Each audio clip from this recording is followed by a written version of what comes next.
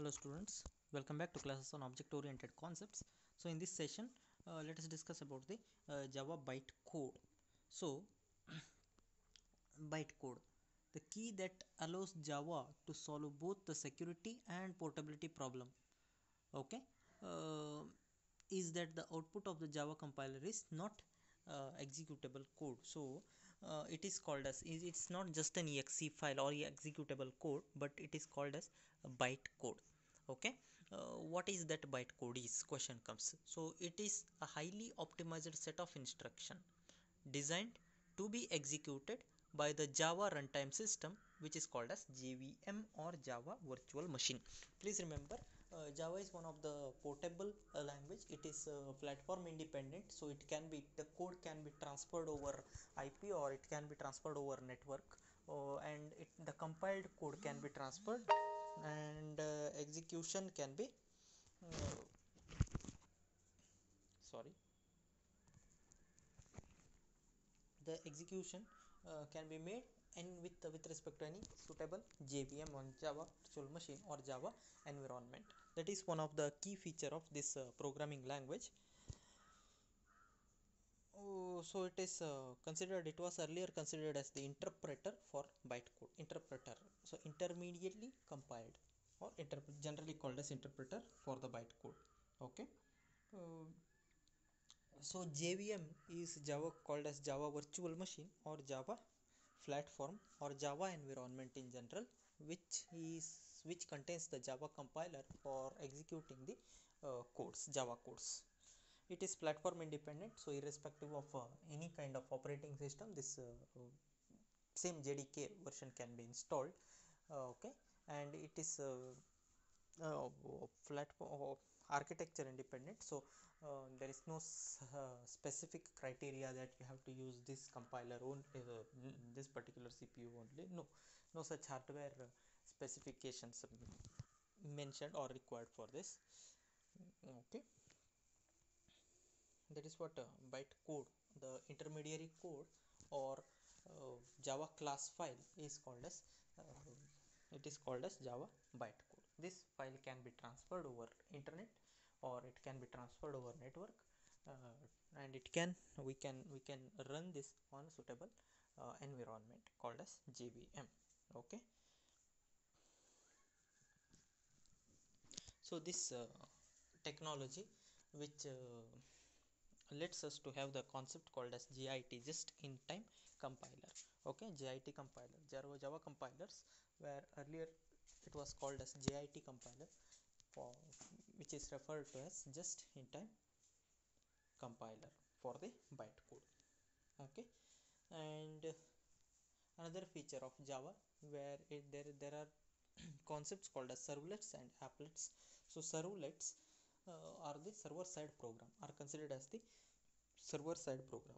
Java is normally used for the um, for general application as well as especially with respect to client server applications. So client server application, in case of client server application, what happens, one person, I mean one side it is considered as the client and the other side it is considered as the server. Client is the one where it is requesting certain or specific type of data, whereas server which is providing the service like compilation service or whatever the type of required service is fulfilled.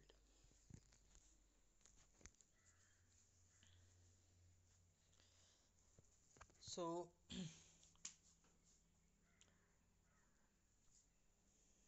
here servlets are the server, as I told you just now, server side program.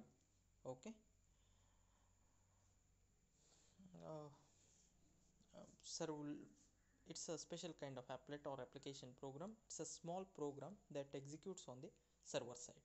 Okay, so just as applets dynamically extend the functionality of the web browser, so applets are the one, so application program it is called as, so applets are the one, normally they are deals with the web browsers you are aware of, I hope. So in the subsequent chapters, in the next modules, we'll be discussing much about the particular thing, this applet as well as servlet. Okay, there is a special module 4, where you are going to study in detail about the servlet, its a design and all, okay, using Java code.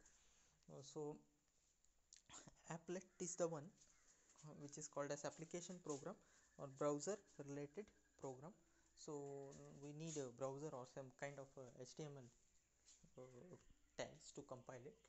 Okay, so servlet is similar to applet, but it is extended to server side. That's it.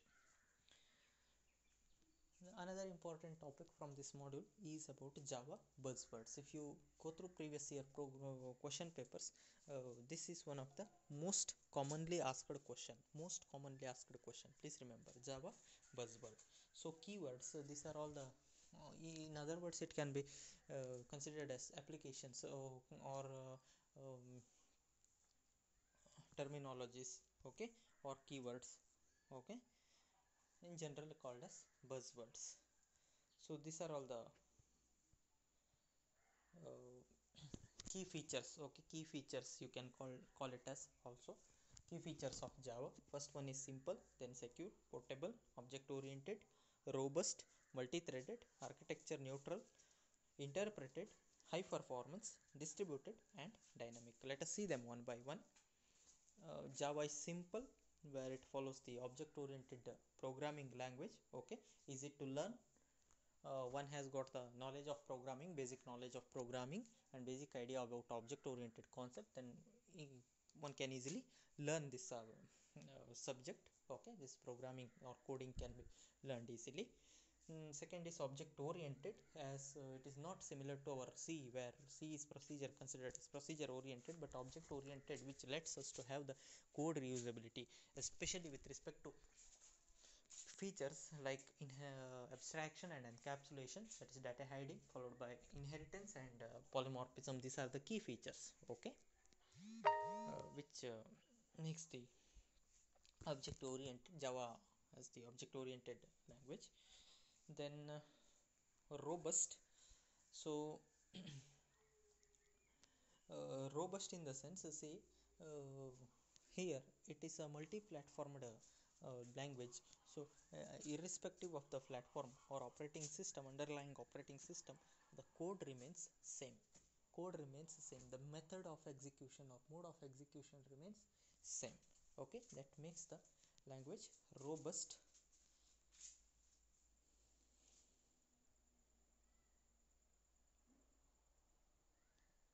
And memory management is also easy here. Then multi-threaded. So multi-threaded programming we'll be discussing later on, okay. Each task, a task is divided into several subtasks, or module is divided into several submodule, where each module is assigned with the particular uh, responsible unit called as thread, okay. Each thread is computed, all the threads will be computed parallelly or simultaneously, okay. Oh, so they will be, since they are independent, but all together they will produce a result that will be interrelated to each other. Then Java is considered as architectural neutral, as just it is discussed about. It is not depending on your underlying hardware, unlike electronic components or wherever you are doing interfacing, you need to have some specific underlying hardware for it, okay. It will not be compatible with all the type of hardware which you are using, but unlike those things, here Java that doesn't require such type of hardware specifications and all, okay. Interpreted and high performance stands for as we have discussed just now, interpreted and high performance. Java is considered as a byte code, so Java code is considered as the byte code, right, a class file which can be transferred over, or byte code which can be transferred over internet or over network for the execution purpose. Then distributed, Java is considered as distributed, and it can be, means it can be transferred over TCP IP over internet, okay. And we can have the client server interaction here using RMI method, remote method invocation it is called as, okay, or using web browser through URL we can locate the remote object. That gives a feature called as distributed. then it is called as dynamic. So it carries suitable or substantial amounts of runtime run type information that is used to verify and resolve the access to the object during runtime.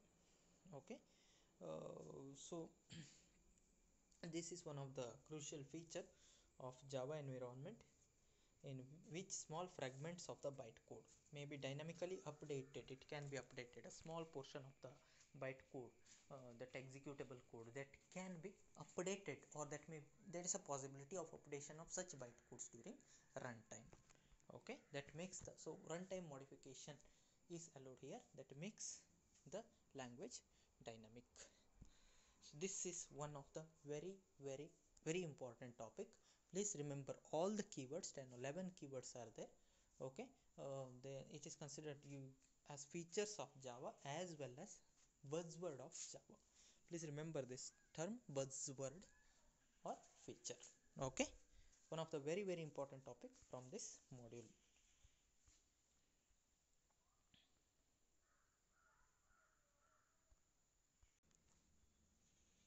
Next is about the evolution of Java. So Java was evolved by Sun Microsystem, okay, 1990s. Uh, Earlier it was called as Java 1.0, later on 1.1 version of Java was invented by them or evolved by them. Okay, then Java version 2 came. Slightly the features were added, and Java became so popular because of its nature, called as open source. Okay, uh, here Java 2.0 onwards, the feature added the feature added which is called as these are the features. The feature of thread is added. Okay, the thread class was that feature, the thread class, which contains the features like suspend, resume or stop applications. They are the different modules under thread. Okay, we can assign a task, we can suspend a task, we can resume the suspension, or we can stop the process of that thread, where thread is a unit of entire module.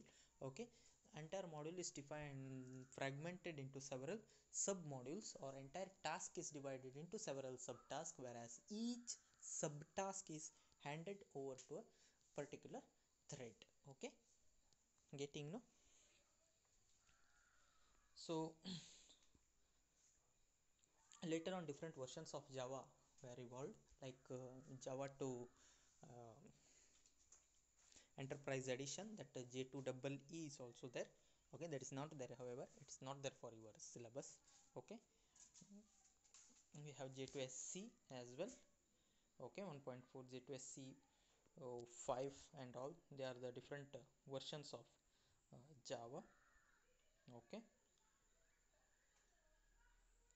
the latest release as per this is C6. Okay, that's all. That is about the history of evolution of Java. Okay, this completes your chapter 1. Next we have object oriented programming paradigms with respect to Java. So this object oriented programming paradigm, the thing what you have studied with respect to C++, we have discussed this on live classes in the previous session. The same thing, please recall, open your notebook, go through them once. Okay, the same paradigms what you have studied with respect to C++, that abstraction, encapsulation, inheritance and polymorphism, the same concept is applicable here as well. Okay,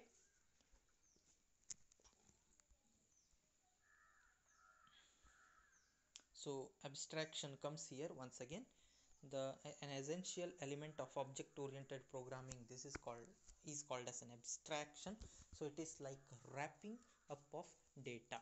Okay, wrapping up of data, or binding up of data, or hiding the data from someone else. These are all comes under the abstraction. Okay, um, they have given different examples here. Please go through, or you can give the previous example what you have studied earlier with respect to C++. The three object oriented principles, once again: encapsulation, inheritance, and polymorphism. One by one you go through. Encapsulation is the mechanism that binds together the code and data. Okay, uh, so this binding is required, this bond is required to keep the data safe. Okay, to make the, to ensure the authenticated access only, to ensure that unauthenticated processes will be blocked. Okay, this is done, or it is ensured with the help of the process or term called as encapsulation. Next we have inheritance. This is the process by which, inheritance is the feature where child can derive the property from parent. Okay, general meaning of inheritance only. It is made with respect to our object oriented programming. That's it. So how parent derives the property, how parent derives the property from their grandparent, and child derives the property from parent. No, the same concept is applicable here, and we term it as inheritance. So this lets us to have the this is one of the important feature, because this lets us to have the code reusability. You don't have to write the code repeatedly, you just write it once, that's it, and just inherit this whenever required. Okay, next we have polymorphism. So polymorphism means, yeah, of course, here the concept comes, public and private concept comes. Okay, there are two access specifiers, well known access specifiers. However, there are three, but two well known access specifiers, just recall them. They are private and public. So private property is the one which which the other person cannot see, right? But public property is the one which anybody can see. So while inheriting, while inheriting, so what happens is, you can either make the, if you make the, if the parent class makes some of the property as its private property and some as public property, only public properties will be inherited, but private will remains with parent only. It will, even though it cannot be inherited with by child. Please remember this: private property cannot be inherited by anybody, but however public property can be inherited. So one more term comes, the protected, which can be inherited. That is the access specifier. We'll be seeing that access specifier later on. Okay, yeah, these are the hierarchical examples they have given. So animal is the parent, mammal and reptile are the child. Okay, uh, once again, canine, feline, you can go through this as an example. Fine. Next comes is the polymorphism. So polymorphism, which is nothing but, in a single word you can explain what is polymorphism. It is one interface, multiple method, single interface, multiple method, which is called as polymorphism. Okay, um, so this feature uses the concept of inheritance almost. Okay, uh,